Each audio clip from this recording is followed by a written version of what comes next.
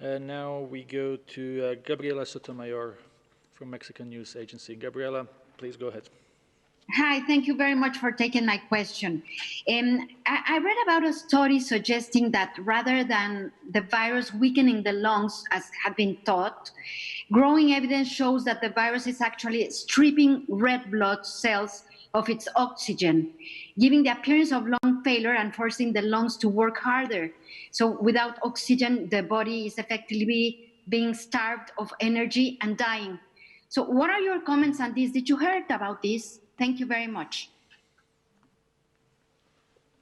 Yeah, I believe it's likely that both processes are occurring. There's certainly no question that there's a direct impact on lung tissue from the virus itself, but there is this observation of rapid desaturation or rapid loss of oxygen in the blood, and we've seen many reports of this, and clearly there are multiple physiologic or pathological pathways in action here.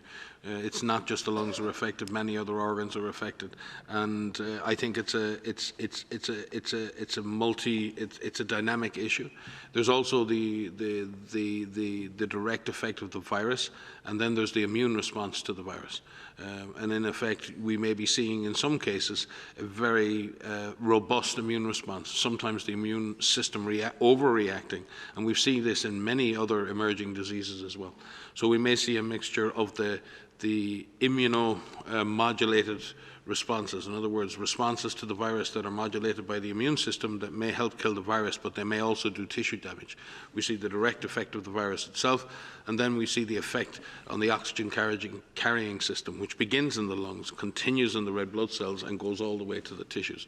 And at this point, I believe clinicians around the world and pathophysiologists are really looking at what is the contribution of each of these potential pathways to the overall morbidity and overall mortality of this disease.